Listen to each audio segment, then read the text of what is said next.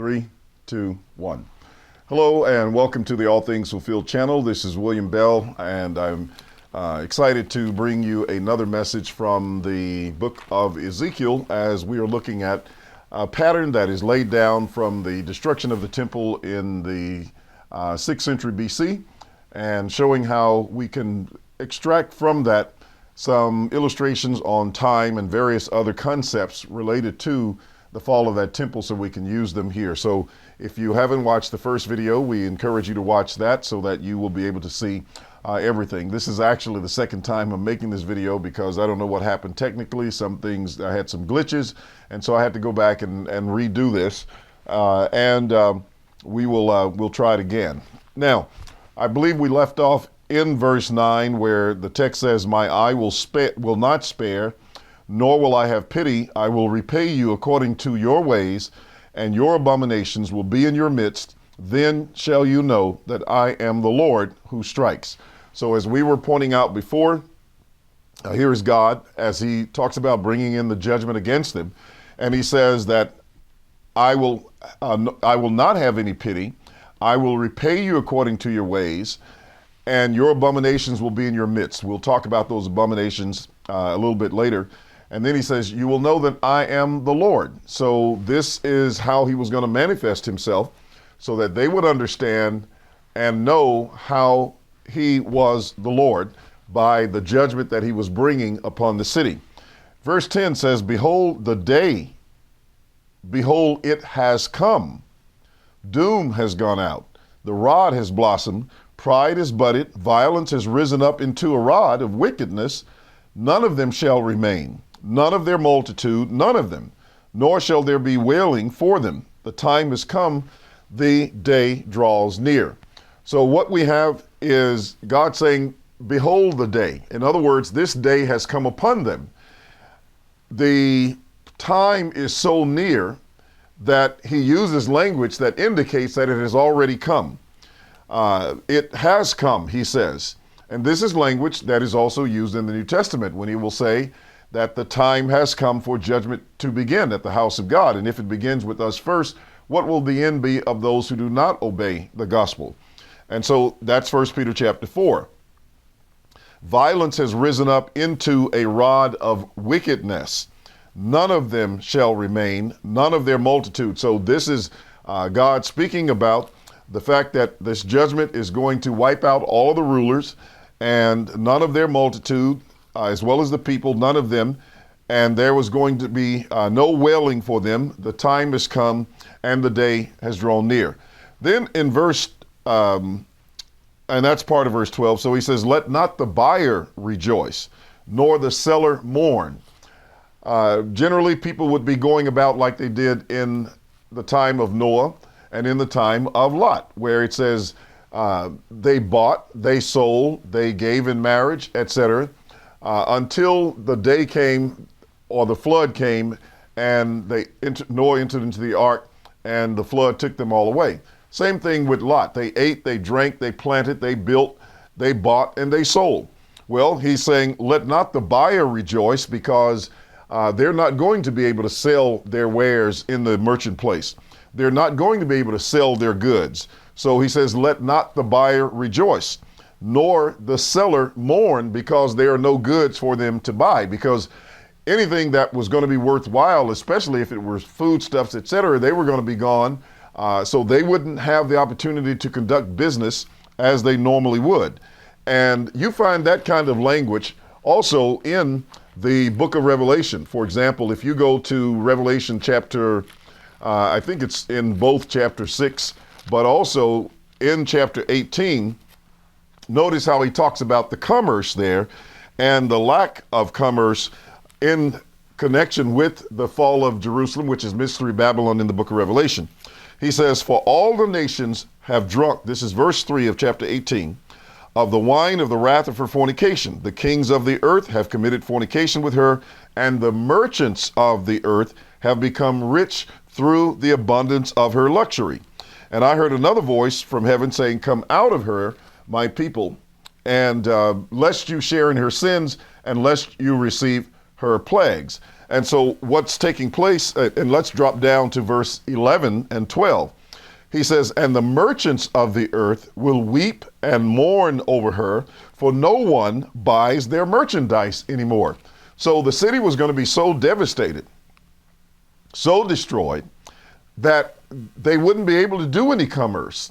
They wouldn't be able to do any business.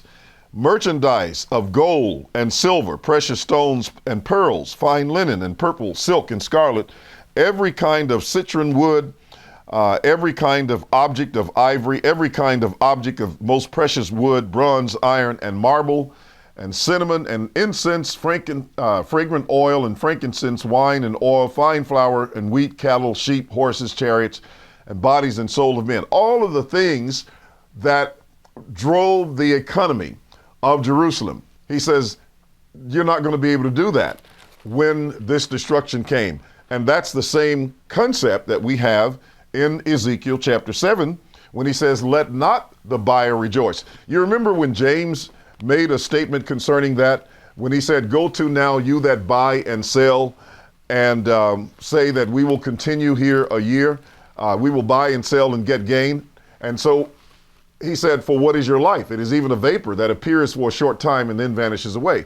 Why was he saying that? Because the impending destruction was coming. I think that's in chapter 4, verse 13. In chapter 5, he told them the judge was standing at the door. So because the judgment was imminent and they were going to lose all of this ability to go into a city and buy and sell and get gain, their lives were going to be in jeopardy. They would no longer be able to do it. And so you have the pattern here as well, laid down as the foundation. The time had come, or has come, the day draws near. There's the imminent statements. Let not the buyer rejoice, nor the seller mourn, for wrath is on their whole multitude. For the seller shall not return to what has been sold, though he may still be alive, for the vision concerns the whole multitude. And it shall not turn back. No one will strengthen himself who lives in iniquity. Then he says, they have blown the trumpet. Now here they see the enemy coming. They see from their towers, from their lookout points, etc. They look out and they see the dust clouds of the chariots coming upon them. They see the enemy approaching. They sound the trumpet, but no one is prepared to fight. No one goes to battle, because this is such a horrendous, and I don't know whether horrendous would be the right word there, but the point is it's so formidable an army that comes against them, and the destruction is so great that every man just basically freezes in their tracks. They won't even go out and go to battle. So he says they have blown the trumpet. They've sounded the trumpet of alarm to call everyone to battle. Everyone has been made ready. But then he says, no one goes to battle. Why? For my wrath is on all their multitude. God's wrath was so great against them that they couldn't even prepare themselves to fight. He says the sword is outside. In other words, outside of the gates of Jerusalem, they've got the sword to fight anyone who is out there. And within, he says the pestilence and the famine are within, because the Chaldeans have surrounded the city, much like the Romans did. And as Jesus spoke of that in, I believe it was Luke 19, where he said to them that they were going to be surrounded. You also have that in Luke chapter 21, where he says, when you see Jerusalem surrounded by armies, then know that its desolation is near. But I think you have a similar statement in Luke chapter, I thought it was Luke chapter 19, but I could be wrong about that. Let me see. Yes, Luke 19, and the verse is 41. Notice he says, now as he drew near, he saw the city and wept over it, saying, if you had known, even you, especially in this your day, the things that make for your peace, but now they are hidden from your eyes. Doesn't that sound like they did not know the day and the hour for the destruction of Jerusalem? He's telling them right here, and he's speaking of the destruction of Jerusalem. He says, for days will come upon you when your enemies will build an embankment around you and surround you and close you in on every side, and level you and your children within you to the ground, and they will not leave in you one stone upon another, because you did not know the time of your visitation. Look, they didn't know the day and the hour of the destruction of Jerusalem. What that is telling you is that that language in Matthew 24:36 about not knowing the day and the hour applies to the destruction of Jerusalem. They didn't know it. Jesus said it twice here, and that's what that means. And so in Ezekiel, he's saying the sword is outside, and the pestilence and the famine is within. Those are the birth pangs, or the time of the birth pangs, that we find in Matthew 24:8, when he says that they would have pestilence and earthquakes and famine. As the Romans surrounded the city, the people are inside the city, sort of in an open prison, or you could say a closed-in prison in this case. But the city itself becomes the prison. They shut the walls, and they think that they're safe. And when they cry out peace and safety, of course, destruction comes upon them. And all this famine, the pestilence, people are starving. As a matter of fact, if you look back in chapter 5, he will even tell you how bad situations would become. He says, and I will do among you what I have never done, and the like of which I will never do again, because of all your abominations. Therefore, fathers shall eat their sons in your midst, and sons shall eat their fathers. And I will execute judgment among you, and all of you who remain I will scatter to the winds. And so here is God saying that he's going, when he brings this destruction upon them, they're going to eat their own kids, and the kids are going to eat their own parents. That's how severe the famine was. And so the sword outside, they've surrounded the city. The people cannot escape. They're locked up in the city, no food supply. As a result of that, people are starving and dying. This is causing mass destruction of life, and then all of this decay and putrefaction of these bodies, which is causing the pestilence and disease as a result of that. And so the pestilence and the famine within, just like in Matthew 24:8, and as recorded in the book of Josephus for the events of 70 AD. You have this already prefigured in terms of what was taking place. Then he says, whoever is in the field will die by the sword, and whoever is in the city, famine and pestilence will devour him. Verse 16, those who survive will escape and be on the mountains, like doves in the valley, all of them mourning, each for his iniquity. There would be some who would escape, but they would be mourning for their iniquity. And then verse 17, every hand will be feeble, and every knee will be as weak as water. Verse 18, they will be girded with sackcloth. Horror will cover them. The situation is so dire, it's so bad that nobody has any heart. I mean, they are just totally stripped of any courage, of any desire and will to fight. They've seen so much devastation, so much pestilence, so much death, etc., that they are just filled with horror. It's a horrible and terrible situation. And then he says, shame will be on every face, baldness on their heads. This concept of shame comes pretty much when an army is defeated, and particularly when Israel is defeated, because they've left their God. He's not with them, and as a result of that, they lose the battle. Shame falls upon them. And in those days, they would march those whom they defeated in a processional, usually into the capital city, so that everyone could see them publicly. They would strip them down pretty much to nothing and perhaps naked. But if you look back in Isaiah chapter 20, you will see a reference to when they were defeated and how he speaks of the Ethiopians. I believe it is in this case. But let's notice in verses 1 and 2, he says, in the year of Tartan came to Ashdod, or that Tartan came to Ashdod, when Sargon, the king of Assyria, sent him, and he fought against Ashdod and took it. And at the same time, the Lord spoke to Isaiah, the son of Amoz, saying, go and remove the sackcloth from your body and take your sandals off your feet. And he did so, walking naked and barefoot.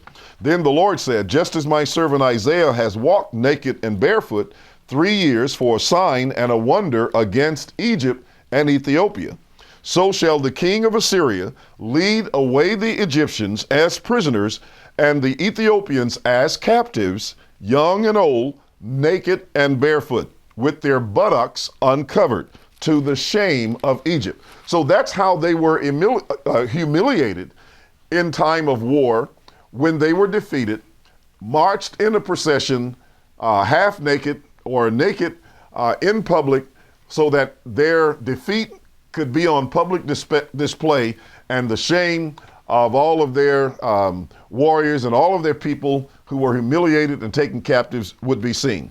This was the idea of the shame that was on every face and the baldness on their heads. And then in verse 19, he says, they will throw their silver into the streets. Their money is no more of any value, and their gold will be like refuse. Their silver and their gold will not be able to deliver them in the day of the wrath of the Lord. Money couldn't save them at this point. When Israel, in the time of the destruction of Jerusalem, Judah, their gold and everything, some of them were trying to save it, even as they were trying to escape the city. And they would literally swallow their gold. When the Romans got wind of the fact that some were trying to escape with gold in their bellies, they would literally begin cutting every Israelite or every person from who were locked up in the city, cut open their bellies in order to take the gold out of their stomachs. And so this was how bad it was. Their money was no good. The economy had just dropped and devastated, just plummeted, as we mentioned before. And it says they will throw their silver in the streets. There was no food they could buy with it. There was no protection they could buy with it.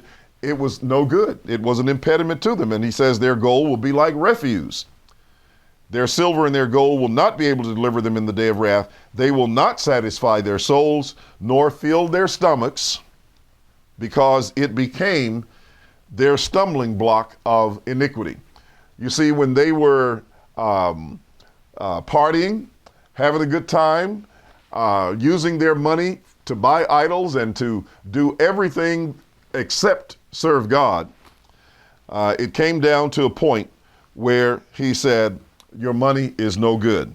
And so as a result of that, we find where they suffer this shame, they suffer this humiliation. And what we have here is a pattern that we see repeated in the destruction of Jerusalem in 70 AD based on this. But notice we talked about the time. We talked about the fact that God said that time had drawn near, that they would not be able to buy, that commerce would end. And we also talked about the shame that was on them, as well as the fact that their money was no good. They would throw it away in the streets.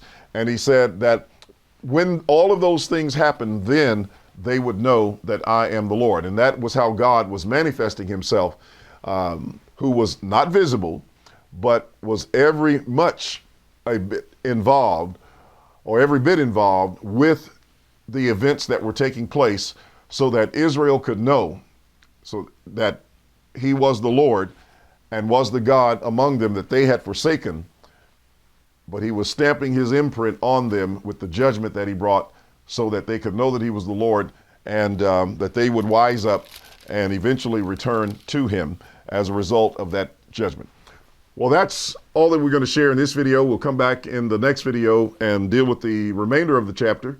Hope that you got something beneficial out of it, and you can see how this forms sort of a basis where we can look at what happened back in the 6th century and then use that as a guideline for interpreting these passages, and especially how they use time and in the 6th century and how we should be understanding it for that 1st century, when those same words were being used, those same time statements, same nature of time statements were being used, and not to elasticize them and stretch them out and make them last for centuries when they weren't for centuries back in this situation. We encourage you to visit our website at allthingsfulfilled.com. Make sure you subscribe to the channel by clicking on the red subscribe button.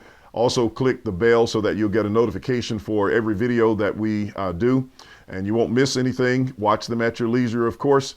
In addition, we encourage you to tune in to our local radio station on KWAM 990, 107.9 FM, or check it out on Facebook Live, and you can also participate on that. And then on Saturday evenings, and that happens at 9 o'clock on Sunday mornings. On Saturday evenings at 6:30, we have the All Things Fulfilled cable TV broadcast on the Now Network, and we encourage you to tune into that 6:30 Central, 7:30 Eastern Time. Until next time, this is William Bell saying you have a very pleasant day, and we'll see you in the next video.